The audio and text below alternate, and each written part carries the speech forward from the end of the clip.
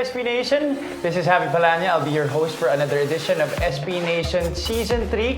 And joining me tonight are Dino Lee and Ayal Banal. Kamusta kayo? Friday na ngayon. Nararamdaman niyo na ba yung weekend? Super excited for the weekend na just March na guys. Oo nga eh, March. Na, naramdaman niyo ba yung February? Parang it just breezed right through it eh. Tumaan lang. Well, I guess pag if you have so many things on your plate, yeah, you won't notice. Well, I'm sure the both of you both have a lot of things on your plate. Congratulations by the way to you, Dino. Newly minted analyst sa Grace Alumni Basketball League, tama ba ako? Well, I guess binigyan ng opportunity pero Yun. I'm not expecting na kasi I'm sure there's a lot of marami rin naman analyst sa pool nila. Sabi ko nga kahit one night lang I can my soul is at peace. Yes. Even if it was just for one night. Well, dream come true. Congratulations pa rin sa'yo. And let's check out the topics that we have for tonight's edition of SB Nation Season 3. Medyo maganda yung mga topics na pag-uusapan natin ngayon. First, ang sweldo sa WNBA, masyado bang mababa? Si Angel Reese umalma na dahil dyan. Liyamada ba ang Barangay Ginebra dahil wala si Jason Castro, the Blur? He is out for this final series against Barangay Ginebra rather. And of course, lastly, yung gusot sa bilyar ng Pilipinas. And before we end, ang ating SB Nation expert picks for 3 of the NBA games happening tomorrow. Alright, let's get into it. Sweldo sa WNBA, masyado daw mababa. Angel Reese has already, talked a lot about this, and she's saying that her bills hindi nga niya mabayaran dahil sa sweldo niya. Ano masasabi niyo about this? Well, if you compare it to Philippine standard of living, malaki yung sahod ng WNBA. Pero obviously, iba yung higher. If you're gonna compare it daw kasi to the NBA, ang layo. Gusto na nga nila mag-strike because of this eh. Right. It happens in the NBA kasi nga pag yung CBA, it has a certain duration lang naman. So for the NBA, kaya nga tayo nagkaroon ng Smart All-Star Weekend is because of the NBA lockout. That's why, nung 2011, nung lumipat si LeBron sa Miami Heat, they only played, I think, 66 regular season games. Kasi nga, because of the lockout, na hindi makapag-meet halfway yung NBA tsaka yung NBA Players Association. And itong WNBA, nag-opt-out sila after this 2024 season. So that current CBA will run until this 2025. So 2026, they have to initiate a new CBA or negotiate a new CBA para ma-continue yung paglalaro ng mga WNBA players sa WNBA. So right now, wala silang choice kasi under CBA up until 2025, ito yung scale ng salary. Now for 2026, they might have an argument when it comes to increasing their salaries because of especially what happened last season with the emergence of Caitlin Clark and women's sports now becoming not just for basketball but across the globe, becoming much more global, more sponsorships. I think based on a study, I think last year, 140% yung in-increase sa sponsorship ng women's sports. So, I wouldn't I get where she's coming from kasi with the influx of players, tapos with the influx of the popularity with Caitlin Clark, and then they're selling out a lot of their arenas this past season, increase of viewership, TV-wise, streaming-wise. So, but it won't be still at the same level of the NBA. So to me, she has a point, but at the same time we have to be realistic that it won't be on the same level as the NBA or the other, more popular and much more viewed sports out there. You already saw the figures earlier, no? Yung comparison between Angel Reese's salary and Victor Wembanyama's salary. Look at that, $12,700,000. Wala pang 1%, bro. Oo, compared to $73,439. And Antonio Brown also mentioned that if the WNBA would disappear now, no one would even notice it. Right. Ayal, what are your thoughts on this? Probably, I disagree with Antonio Brown. If we had this conversation last year, then I would agree with him. But Guys, nakita ko si Dino nung isang araw sa BGC and nagkasalubong kami outside of SB Nation dahil he's rushing to get a Caitlin Clark jersey and he Which got it. I got it. Okay, and I will tell you right now that if I were to buy, and I am trying to buy a WNBA jersey, it would definitely be a Caitlin Clark jersey. And so we would never have this conversation. But what about Sabrina Ionescu jersey? SI, diba? Well, ang available kasi noon was Sabrina Ionescu, Right. Caitlin Clark, and then Aja Wilson. Yeah. Okay. Any of them three. I chose Caitlin Clark. Yeah. Kasi siya, para sa akin, I wanted her jersey over The two. The two.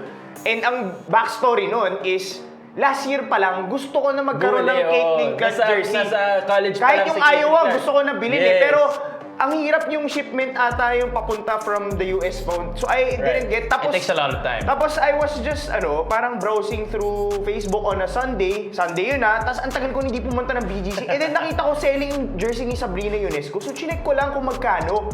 Tapos nakita ko sa tabi sa online was Caitlin Clark jersey. Sabi ko, Available. bro, I have to have this. So, Right. bro, pinunta ko lang talaga sa BGC Right. is bumili ng jersey ni Caitlin And you got Clark. it. Oh, and I got You it. got it. bro. So Antonio Brown, I do disagree with you. If you say that the WNBA stop today, it wouldn't leave a dent, wouldn't leave a mark. I think it has already reached to a level that people would notice. To answer this question, I think sobrang layo ng difference na yan. But to be quite fair, I think the WNBA is appealing for a much bigger cut. So, a cut from the revenue. Currently, the NBA is, guys, sobrang layo. The NBA is averaging a revenue of $10 billion. 10 billion. 10 billion, That's dollars. a B. Billion. And the WNBA is only 200 million. 200 million. So malayo pa. However, the percentage that the NBA players are getting is 50% dun sa 50%? 50% is 10 Of the TV billion. revenue? Yes. And the WNBA is only getting 10%. So I think what they're arguing is not equal pay in terms of currently all across naman industries syempre there's a vying for equal pay, but for this in particular I think they just want a bigger cut, okay? And I understand where they're coming from, but just like any business minded people, it's not a linear path towards getting a bigger profit, bigger cut into something. It's just in the early stages Ngayon pa lang talagang nabubuo yung WNBA. So, I get it that they have the position and the power to demand something right now, which has happened in the NBA. But, however, I think from a business-minded people, those who are running the WNBA, they're seeing this happening later on pa. Pag talagang lumaki na to the point na talagang more than 200 million na, then possibly it could work. And so, honestly, I think they're really Angel Reese and whoever's buying the group, they understand that the position that they're in is they actually have leverage. Currently, alam nila with the 1 year, people are investing. Sinabi ni Dino, di ba? Talagang nag-i-invest na yung mga tao dito. So ngayon pa lang jump na nila yung gun. It remains to be seen if it will be a good move or not. Kasi if they shut everything down, like, it could happen. Saka usually, di ba, ginagawa yan para prior to the contract negotiations. Yes. Kumbaga, ano yun parang posturing yan on the part of the players na, okay, we're not just gonna settle for anything, less that we feel that we deserve. Now, at the same time, you have to make the numbers work. And currently kasi, for a lot of people that don't know, NBA and its owners owns 42% of the WNBA. Tapos there was an investment group that came in that invested $75 million in the WNBA back in 2022. They own 16% in the WNBA. So that's already 58%. So 42% na lang yung nasa WNBA. That's the problem. You're trying to demand a lot of money, but when it comes to the business economics of things, 42% lang yung share ng WNBA sa kinikita nila because nag-invest yung NBA for the longest time and they've been losing hundreds millions of dollars that syempre they're trying to recoup their investment the past 25 years since the WNBA started. So right now, what I'm trying to say is let's temper our expectations when it comes to the increase that these players want. But at the same time, they're definitely gonna have a much better salary, kumbaga salary base as compared to what was shown here. Kasi nga, magkikick in the next season, after this, sa 2026, magkikick in yung NBA, yung media rights, Yes. which is 7.7 billion per year. 2.2 billion mapupunta sa WNBA. And that's 6 times more than the current media rights that they have. Right. So I'm expecting that there will be an increase or surge sa WNBA salary, but may cut doon yung 58%, nakakasabi ko lang.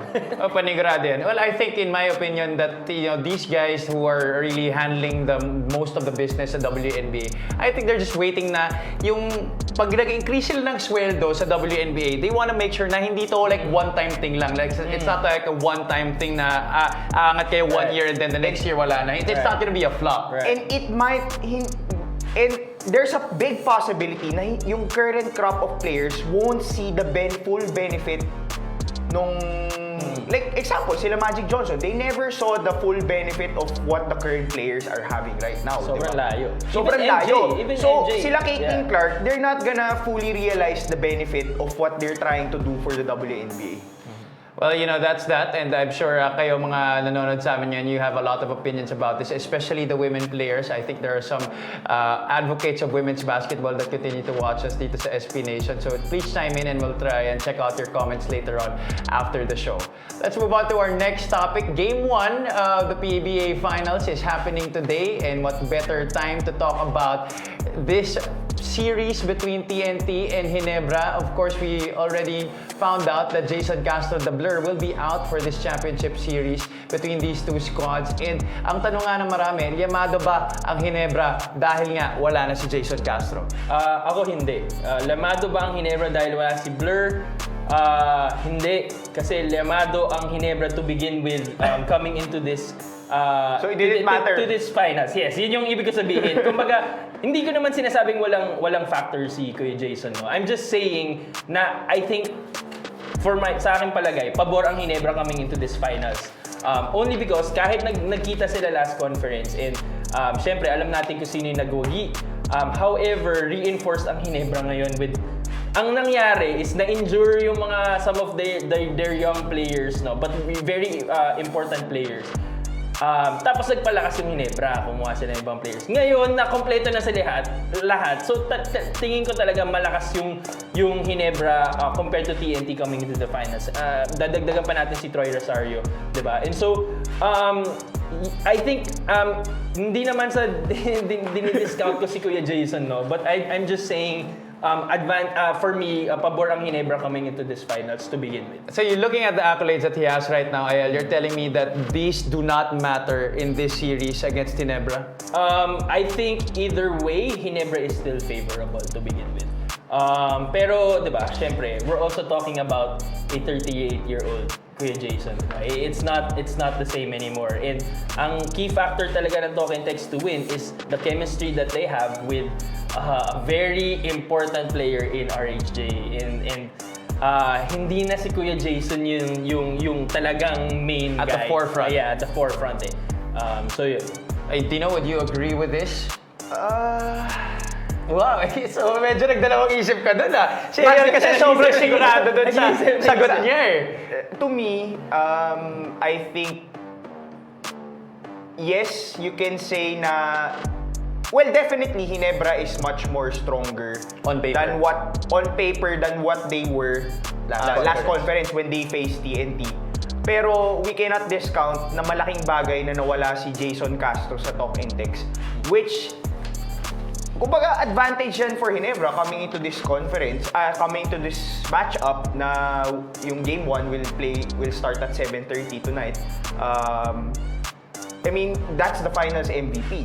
He has a lot of experience, and pag titingnan mo yung personnel kasi ng Ginebra, ng Talk 'N Text, you only have 3 ball handlers sa lineup nila. Obviously, one is RHJ, second is Jason Castro, and to me, the third one is Ray Nambata. The rest, I don't think you would count on them when it comes to attacking the defense of Ginebra or creating for the team. So to me, tatlo lang yan, nawalan ka pa. So ang nangyari dyan, obviously RHJ will get his minutes, will get his touches, but Nambatak will be tasked to create more for his team. Because I don't think you would expect that from Pogoy, Oftana, Kelly Williams, Poy Eram, Kobuntin, Kim Aurin. So, from your 9-player rotation, magiging 8 ka na lang ngayon. Now, for Ginebra, during the finals, when they face each other, 7 yung player rotation niya. That was Brownlee, Thompson, Aguilar, Holt, Ahan, Misi, Abarrientos, and Ralph Koo. Napilitan na lang na ipasok na si Ralph Koo. But when you put in Troy Rosario, Jamie Malonzo, and Jeremiah Gray, now that's a different conversation because hindi na ganon kabigat yung minutes na iaasa mo dun sa iba't ibang players, and obviously some of them na nabanggit ko like Japet Aguilar is already aging, so ang laking bagay na may Troy Rosario ka at saka Jamie Malonzo. Now for Tok and Tex, medyo tall order do for them kasi nabawasan ka na ng ball handler. Interesting to see how their offense will run against a Barangay Ginebra defense, and at the same time, how this thing develops throughout the series, we will find out. But this is a 7-game series, and how do you think this is gonna pan out? Is it gonna be like maybe a sweep for Ginebra, or do you think that TNT can win a couple of games, maybe 3 games, and make this a long-distance one? Ayel, your thoughts on this? Do you think that it's gonna be a long series or a short series? I think it's gonna be a game 7 for sure. Okay. Game 6 or 7. And that's what all the fans want, honestly, alright? Game 6 or game 7. Papabuti niya ng game 6 or game 7. Hindi pwedeng matatapos na ng maaga. And I say that because even though sinabi ko na pabor ang Ginebra, so malakas sila this time around, we cannot discount what RHJ has been for Tok and Tex. We have congratulated and praised Justin Brownlee as one of the GOAT imports, not only because of his skill and talent level, but yung kung paano siya nag-jive sa Ginebra for so many years eh. Nagkaroon na ngayon siya ng katapat with RHJ, not just for skill and talent, but the ability to jive and connect with a team like Tok and Tex. Perfect fit si RHJ sa Tok and Tex. And kaya sila nag-champion, kaya sila nananalo eh. And so, even though malaking kawalan si Finals MVP na Jason Castro, may laban pa rin sila in a sense that their system, may Coach Chotre is, allows all players to be involved in every play. That even though pag may isang mawala, the other one can just step up and be an impact, be a factor, and it will still run seamlessly. And ang cornerstone nun is si RHJ. And so, I don't think it will be a sweep. I don't think it will go early. I think it will last to game 6 or game 7. RHJ will definitely get his numbers here. You've already both mentioned that. But talk to us about how big Ray Nambatak will be in this series. Also plus guys like Kim Aurin and Jello Razon. Definitely, kasi mawawala yung minutes na napupunta kay Jason Castro. So there, especially for Rain Nambatak, I see him being, I guess, apart from RHJ, magiging malaking bagay yung role niya. And if he plays well, he will give Tok and Tex a chance of winning this series. And for Tok and Tex, kaya I'm not discounting them yet for this series, but I see Ginebra winning this in 6. Because they still have the best player in this series. And to me, right now, RHJ is not just the best import in the PBA as of the moment, but he's the best player in this series. Parang dumaan na yung panahon ni Justin Brownlee for me.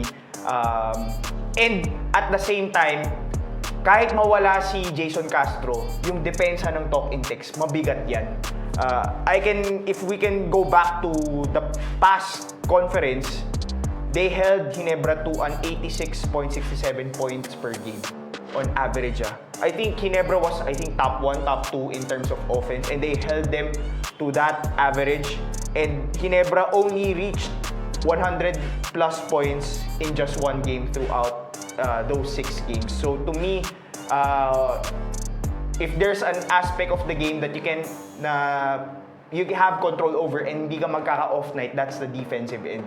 And Tok and Tex has the manpower to do that, which gives them still a chance against Ginebra. And without Jason Castro, one guard that we have been talking about, he's not from Tokitex, but RJ Abarientos, he has been nothing short of spectacular para dito sa Barangay Ginebra this conference.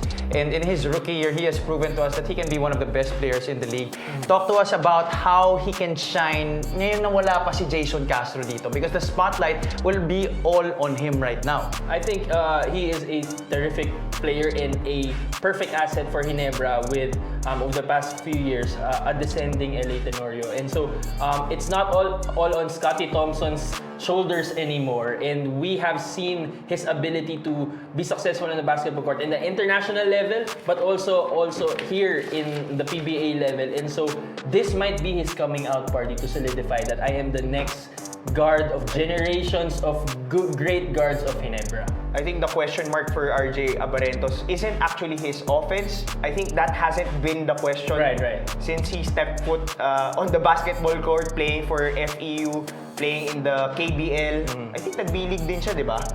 Nagbilig ba siya? Parang briefly ba? Yeah, briefly. Tapos In Japan. ngayon in the PBA, I think the question mark for him, going back to the first matchup that he had with Jason Castro, is his defense. And kung hindi ako nagkakamali, magaling dyan ang si Coach Chot Reyes in terms of Attacking. those switches and then attacking the weakest defender. Yeah, mismatch hunting. Dun sa their biggest mismatch dun sa offense nila, diba? So, which ginawa nila kay RJ Abarentos, in-exploit nila. So ngayon, if he ends up guarding Ray ng Batak, I'm pretty sure popostehan yun ni Ray ng Batak. Ray Batak's certainly a taller player than our RJ Abarientos, so we're gonna see how that pans out. It's definitely gonna be an exciting series between Barangay Ginebra and Tokitex dito sa ating conference finals. Alright, let's go to the next topic. Punta muna tayo sa labas ng basketball. Pag-usapan natin ang gusot sa bilyar dito sa Pilipinas. The Asian Confederation of Billiard Sports suspends the Billiard Sports Confederation of the Philippines and has tasked the Philippine Olympic Committee to run its affairs here in the country. And we know that basketball is definitely a religion here dito sa Pilipinas, but one of the sports that come close to really becoming one of the biggest sports here in the Philippines, next to basketball and maybe of course volleyball right now at this point, is billiards, because of guys like Efren Batareas, Django Bustamante. How big is this right now at this point na wala na nga yung mga malalaking pangalan dun sa big stage ng billiards? I mean, they are still alive. But of course, hindi na sila talaga yung naglalaro para sa atin at an international level. So, how come it happened to us at this point, and how big is that impact for us right now? Well, right now for Philippine Billiards, I think our most recent win, parang nanalo si Rubilen Amit sa isang World Championship. I think it was, if I'm not mistaken, it was early this year. Now, when it comes to this, as much as tayong tatlo, we really talk about sports and we celebrate sports, as much as we want to, to talk about the positive impact and the power of sports in uniting a nation, we have to face that there's certain realities na hindi rin maganda, or the ugly side of sports. And this is one situation wherein hindi maganda ang nangyayari sa isang sport sa Pilipinas. And ngayon, nasuspend itong ang national sport. Kasi sa bawat sport kasi sa Pilipinas, may NSA, which is their National Sports Association. So for the Philippines, when it comes to billiards, it's Billiards and Snookers Congress of the Philippines, in short, BSCP. They got suspended for 3 months. Possible mag-extend yun if they don't comply to the demands of yung yung regional sports association, which is yung sa Asia. So the value, ang base dito is meron silang mga violations. Number 1 is not calling a general election. Number 2, conflicts of interest. Bagong-bago, no? Number 3, organizing international tournaments without the necessary approvals from either Asian or world governing bodies.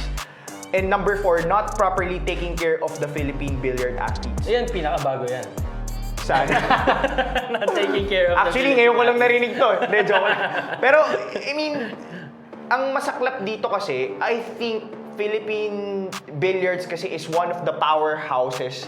Yes. When it comes to billiards across the globe. We are recognized by I think- even the Oo. world powerhouses as one of the world powerhouses. Oo, in kung billiards. ginawa tong Olympic sport, malamang. Talo tayo. Nandun tayo. Halos every Olympic. Ano tayo, Olympic- Is it Tawag that dito? yet? Podium finish tayo. Podium finish Isa tayo niyan. Olympic sport. Podium finish. So, to me, itong sitwasyon na to, it kinda summarizes the ugly side of Philippine sports right now.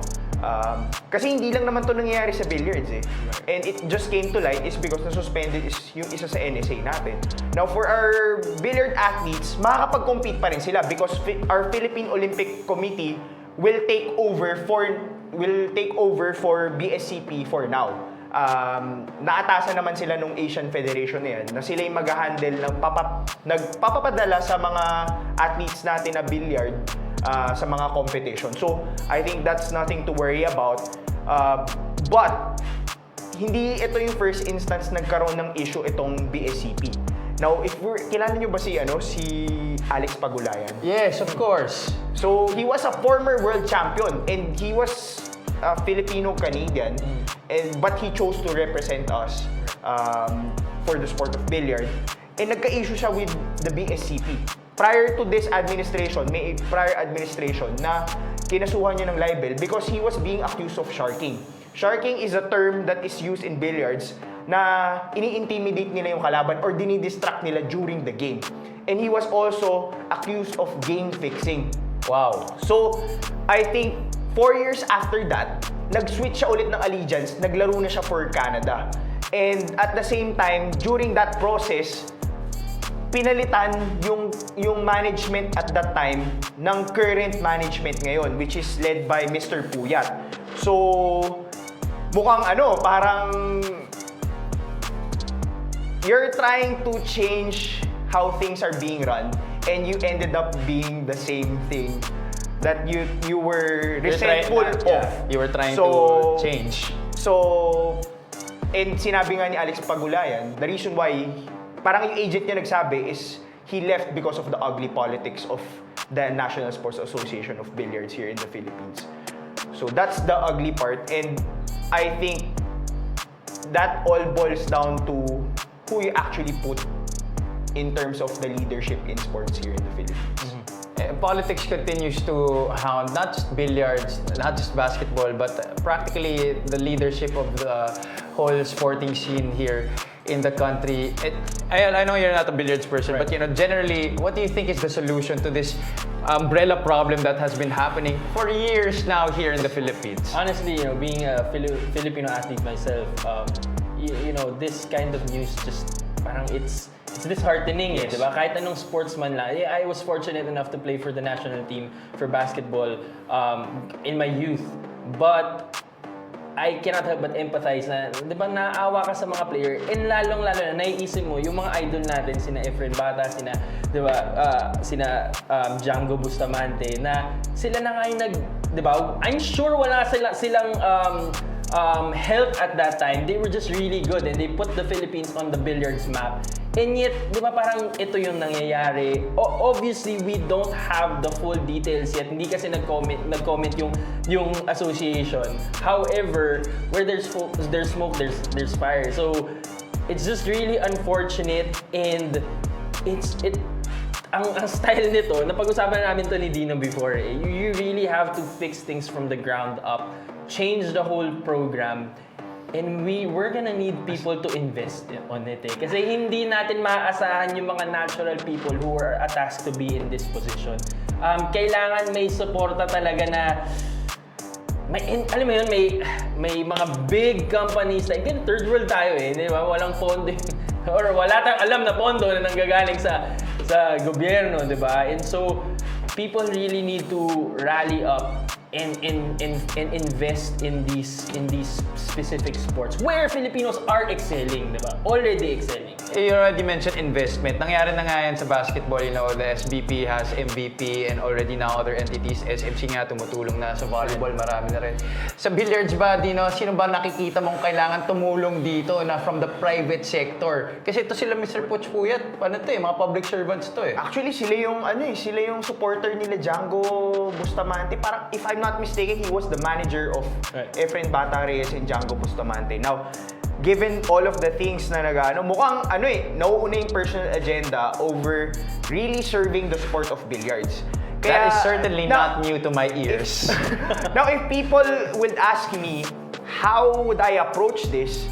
You have to put someone not just competent, but also someone that has the right values. Kasi pwedeng competent ka, pero kung baluktot din ang values mo, wala rin mangyayari. Kasi pag nilagay ka sa posisyon na president, chairman ka ng NSA, uunahin mo rin yung agenda mo. 'Di ba? Hindi rin magaling ka nga, mauuna yung agenda mo na makikinabang ka talaga. Hindi makikinabang yung mga athletes. Pero hindi kulang lang din kung tama rin yung puso mo, nasa tamang daan ka rin, nasa tamang pag-iisip ka, pero hindi ka competent. Paano mo itatawid yung pag-angat ng sport ng billiard or kung anong sport man yan kung hindi ka naman competent? So to me, you have to put people that doesn't just care, but also people that understand how it is to grow a sport like billiard or sport like basketball and volleyball. So to me, yan yung kulang sa Pilipinas. I've been advocating for this. That's why I'm in the field of sports management, because I feel this is what is lacking in Philippine sports. People that care and people that really want to serve and build the sport of whatever that sport is. So, yan yung kulang sa atin na I think nagkaroon na yung culture of yung padrino, palakasan, unahin ko muna yung agenda ko, yung mentality na bahala na yan, pwede na yan, di ba? I think we need to raise our standards when it comes to the leaders that we have. Hindi pwedeng tanggapin na natin kasi ganyan talaga sila or, di ba? So, I don't know how that's gonna change, but I do believe it starts from us, di ba? We cannot, parang ang dali kasi mag-complain. But sometimes complaining leads to nowhere. Yeah. And I do believe it starts, if I want change, it has to start from me. Myself as an example. Tama ka dyan, Dino. And I also believe, I'm a firm believer that in term na genuine intention dito sa Pilipinas, nawawala yan dito sa sports because when you want to help a team or a league, it always has to come from personal agenda. Yung parang lagi ka may makukuha in return. What's in it for me? Exactly. So yeah, I really echo what Dino said. I'm sure Ayel does. And I hope that the change can start coming from within. All right, let's go to our last segment. Our Sports Plus Nation expert picks. 3 of the NBA games happening tomorrow. 3 out of the 10 NBA games happening tomorrow. We're going to talk about that. Beginning with the Boston Celtics visiting the Miami Heat. Boston is 47-19 and have won 4 of their last 5 games. While Miami, they have lost their last 5 games. This is going to be one of the earliest games tomorrow.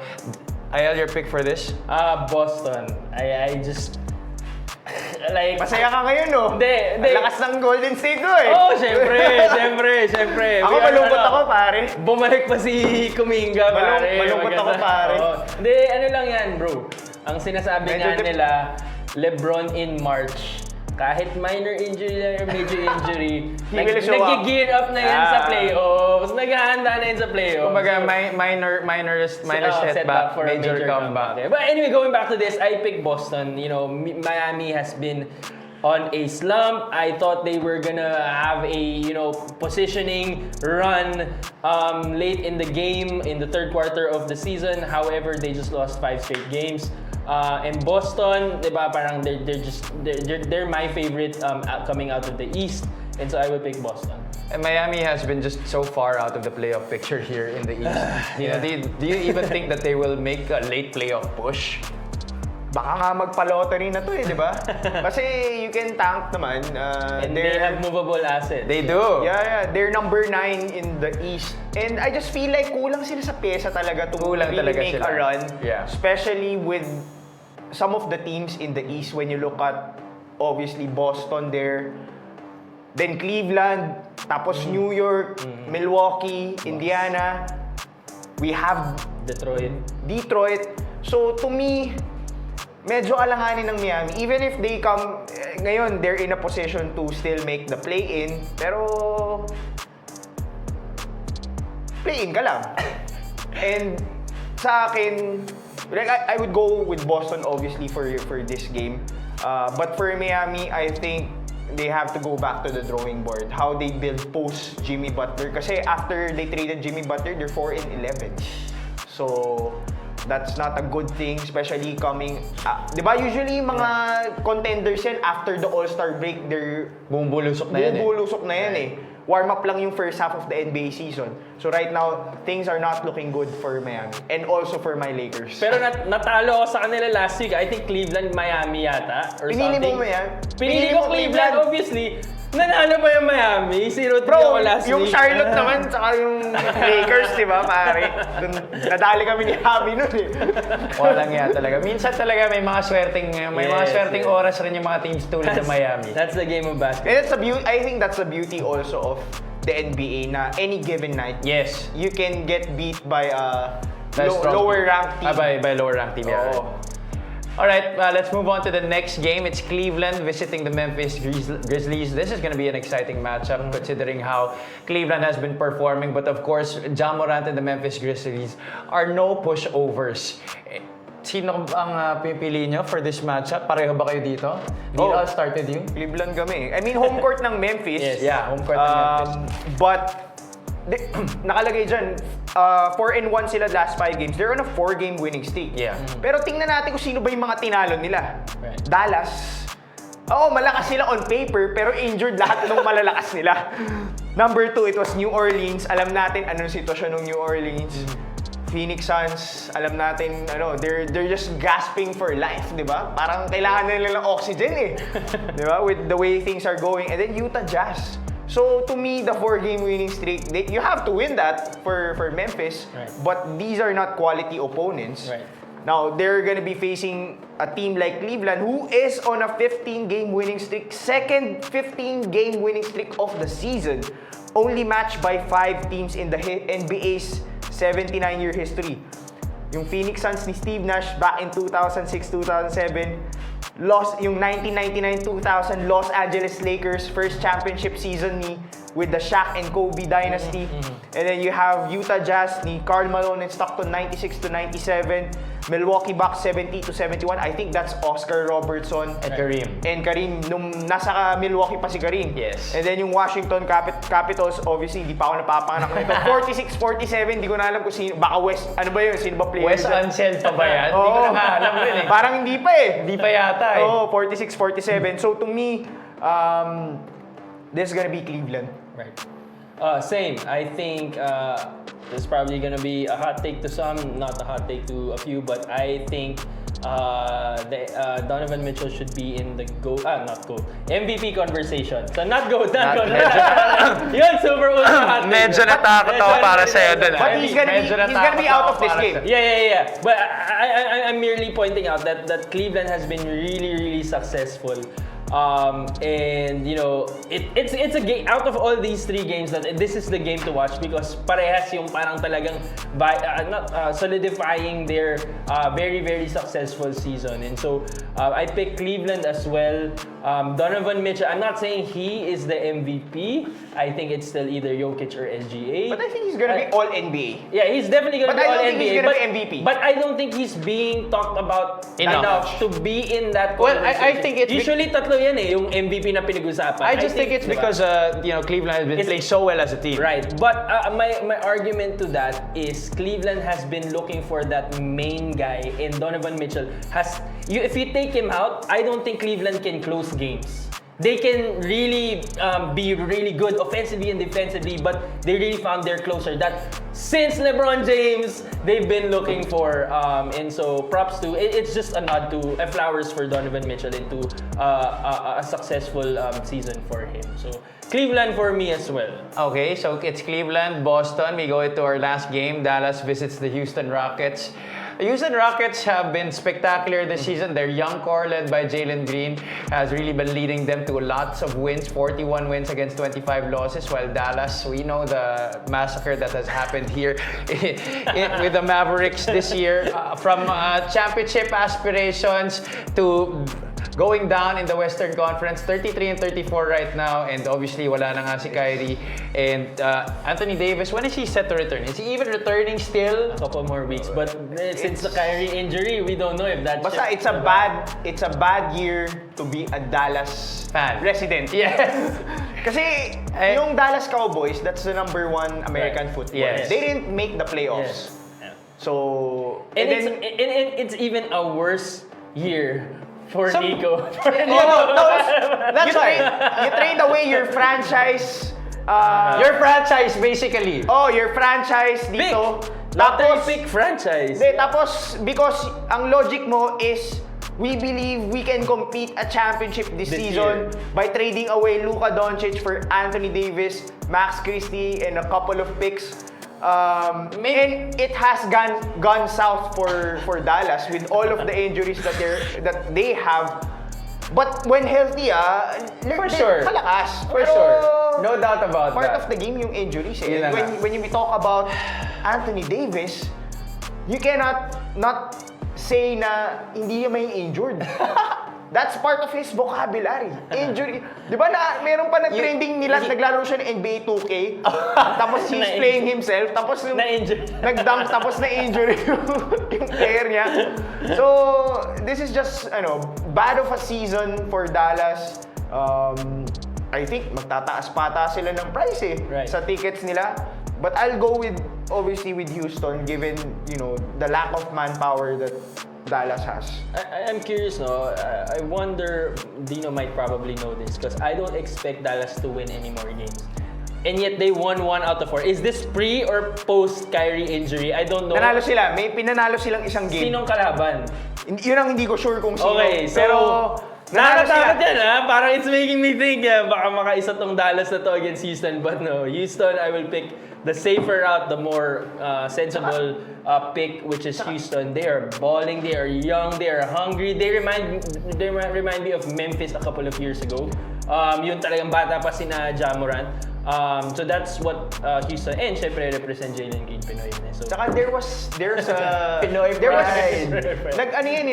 naging discussion din yan. There was a game I think na 8 lang yung available players Ng Dallas? ng Dallas.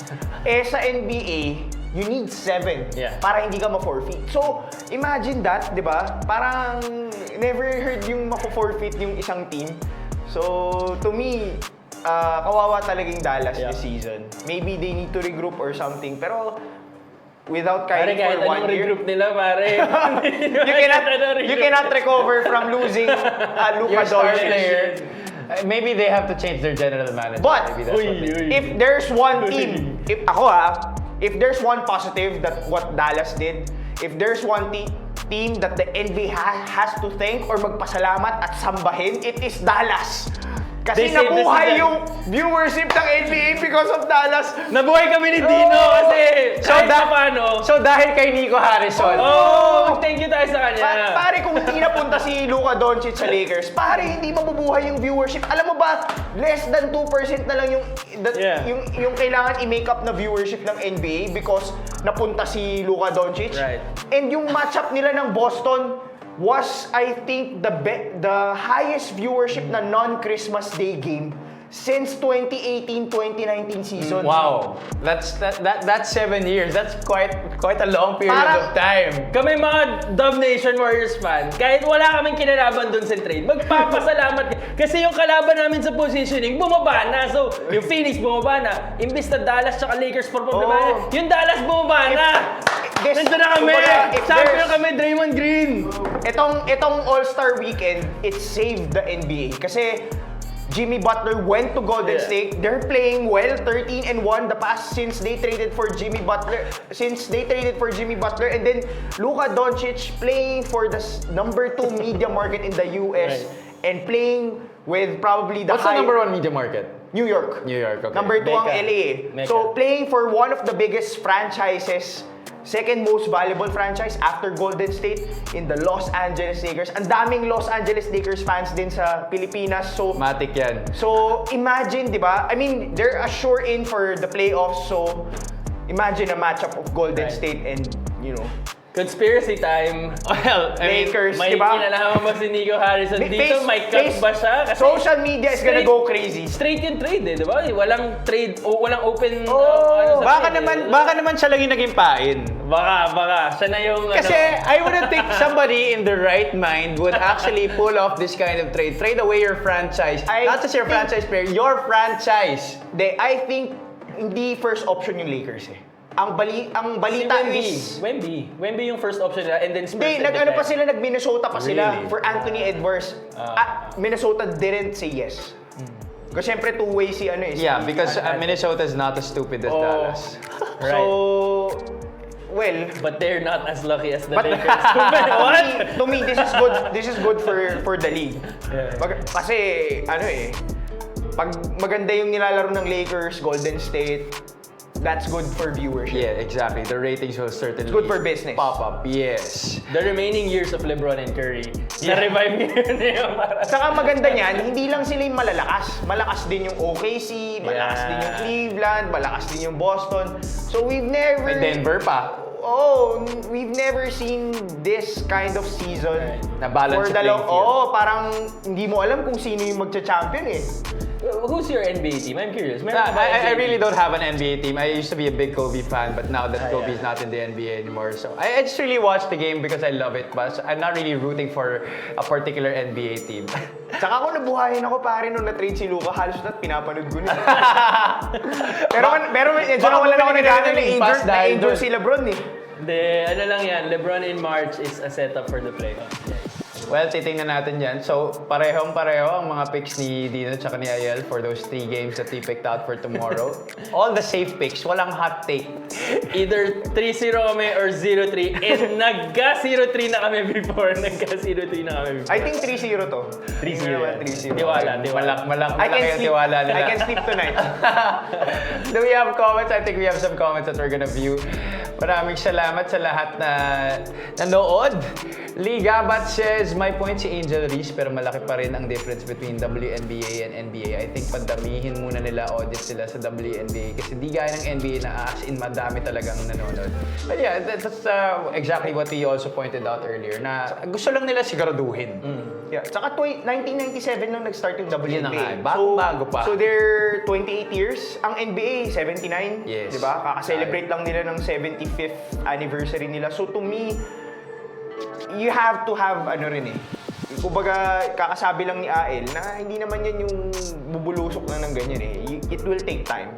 And we're seeing a lot of positive signs for the WNBA and that's gonna be good for women's basketball, not just for in the US but also for us, di ba? Kayo may WMPBL ka. Yes.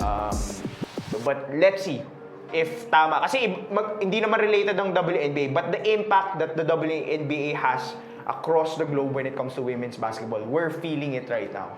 Yeah, particularly here in the Philippines, nakita nga natin when Sabrina Ionescu visited us kung gaano kalaki yung naging following niya. And you know, a lot of the players here actually wear SI shoes. Oh yeah, Oo. definitely. For a good Maganda 2 naman, years maganda na. rin. Yeah, Maganda rin yeah. talaga. Yeah. I think that's the second most worn shoe right And now pilit here. nila, like they Parang- really try to cop it like Parang I early. think Kobe ba yung number 1? Oh, Kobe yung number 1. Number 2 ang number two Sabrina. Sheesh! Pero halos same yung itsura eh. Oh, That's why they were getting it because it was the closest thing to a Kobe shoe, and so people were. That wasn't as expensive and as hard to get. Yes. Right, maraming salamat, Lee. Let's go to our next comment. Gino Trinidad says, hindi na ganun ka-hype ang bilyar. Di gaya nung naglalaro pa si Efren Bata Reyes. I haven't been following billiards as when Efren Bata Reyes was in the scene. But ikaw, Dino, your opinion on this? Talaga bang nawala na talaga yung ingay na ginawa nila Efren, nila Django Bustamante? Definitely, kasi hindi na... Sino pa ba bukod kay Oh, wala. Ako bukod Wala- kay wala ka Ruben. na narinig eh. Kasi Before, ang dati dami. Oh. Ang dami nila dati. Tsaka dati talaga makikita mo pa yan sa TV. Oo. Isa yan sa mga lalabas sa mga sports channels talaga eh. yan yung babalik dun sa sinasabi ko na baka may... I'm not privy to whatever is happening in billiards, but baka may impact yung kung sino man yung nakaupo ngayon in terms of growing the sport. Maybe it got to a point wherein naging complacent or nauna na talaga yung mga agendas and personal business interests. Kaya napabayaan na yung sport of billiard. That's why hindi na siya napag-uusapan right now. Wala na tayong current stars or current faces of Philippine billiards that we can talk about and win a lot of things for us when it comes to international competition. So, I really don't know what's going on with billiards right now, but based on this news, tsaka hindi ko nabanggit din kanina, athletes ang hirap mag-speak out on the part of athletes. Because it can affect your career. Yeah, exactly. That's why a lot of athletes natin, mga national athletes, they can't speak out on the part against their NSAs. Kasi tatanggalin ka dyan sa, if you go against, the NSA, there's a chance they'll take you out of the program.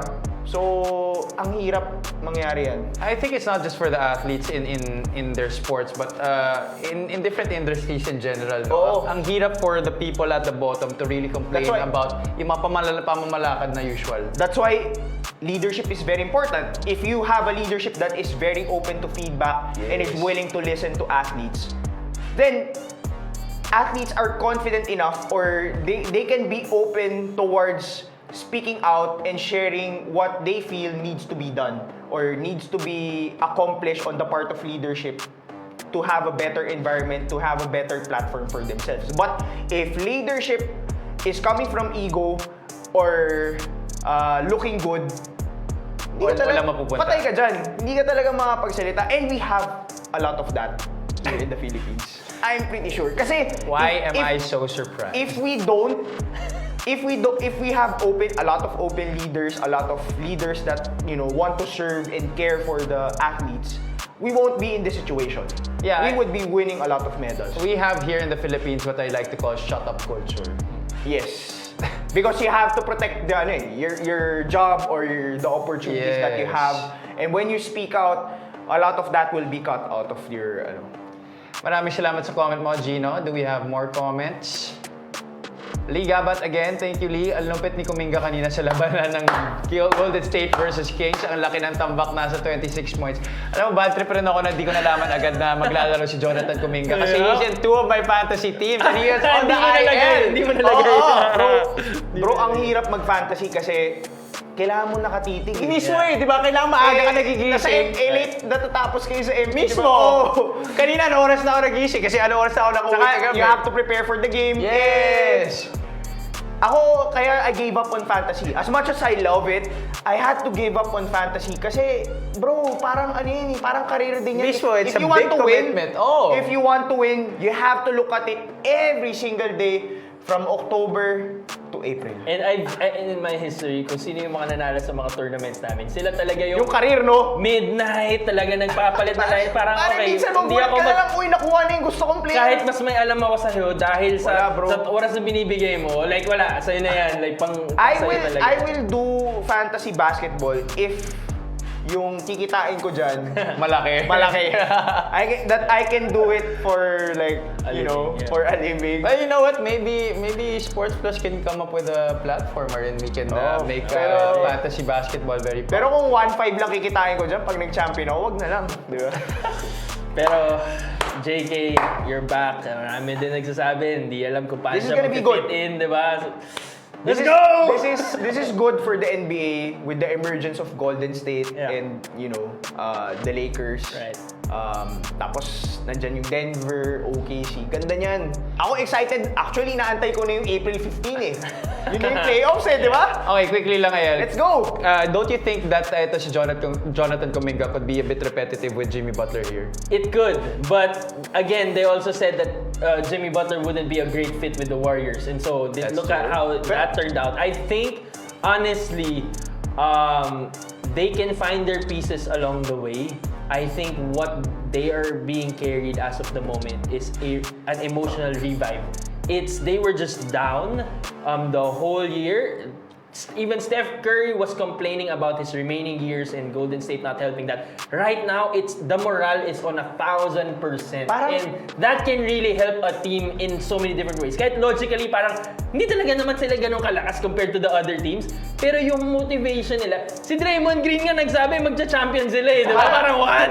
Pero ganun kataas yung belief nila right now. Saka tayo, hindi naman tayo ganito magsalita nung diba? pinag-usapan natin yung NBA. Parang dinadaanan lang natin Lakers sa Warriors. I think what happened with LeBron when he found out that he was playing with Luka Doncic, parang nabuhayan eh. Parang, Yeah, yeah. parang I feel like 18 eh. Tapos Kasi si Steph ilang Curry straight nabuhayan. games yung linaro niya, di ba? Oo. Right. Tsaka nung si Steph, for sure, nung nalaman niya, teammate na si Jimmy Butler, nabuhayan Yes, din yan. yes, So, yes. so this is gonna be good. Tsaka what I like about Golden State, to give props to them, is they have a good mix of veteran And, yeah. playoff experience and young guns like Brandon Podziemski, Jonathan Kuminga, Moses Moody.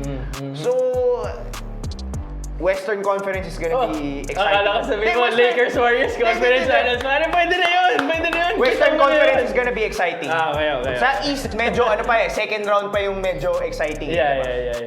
Yeah, it's very hard to determine kung sino talaga yung aangat sa Western Conference. Especially, nandyan pa nga yung OKC. Hindi Oo. pa nga naman mention yun. Marami magagalit sa Out inyo. namin Ako, yan!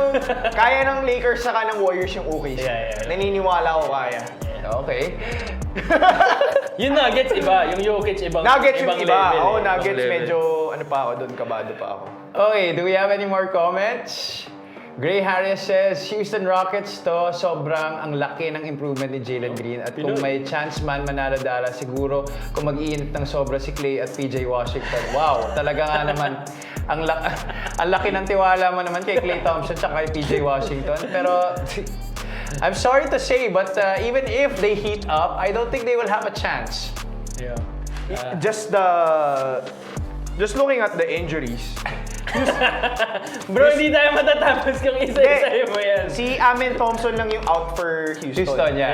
Yeah. But you don't have Davis, Gafford, Lively, Irving, tapos questionable pa si PJ Washington. So, Wow, diba? I mean, paano nila babantayan si Alperen Sengun? Diba? Tapos Jalen Green pa. Oo. And all of the other guys. This has been a very solid young core for the Houston Rockets this season. Did you even expect that Houston would be this good? Nope, they've been a revelation the whole year. I kinda expected them kasi you have Ime Udoka as your coach. And alam naman natin what he did for Boston. Couple of seasons ago when he led that team to, for the longest time, their NBA Finals appearance going up against Golden State, diba? I would have expected them to have significant differences, but not top tier to mid tier Exactly, Western yeah. Conference team. They're really making a dent yeah, here. the West is Pero the West. malalim diba? sila eh. Like Yeah. you have Fred VanVleet, Right. Jalen Green, Alperen. They have the Jabari Smith, may tools, may ano sila, may players, may pyesa basically. Well, titingnan na natin kung talagang makaka-upset ang Dallas Mavericks. Kung maka-upset ang Dallas Mavericks, talagang... Yeah. Wala, Ewan ko na lang. wala kami magagawa ni Ayel. Piniya kami. Meron pa ba tayong comments? Is that it? Do we have more? Last comment. Okay, last comment. Ayun na, last comment. Okay. Maraming salamat sa lahat ng nanood sa ating SB Nation Season 3 episode for tonight. And if you do have any more inquiries, just message us sa aming social media accounts on Facebook, on TikTok, and on YouTube. Maraming salamat muli sa pagdalo for Ayel Banal and Dino Lid. This has been Happy Palanya saying good night and happy Friday. There's a bunch of different things that just like put it all together. Everything has like a different meaning.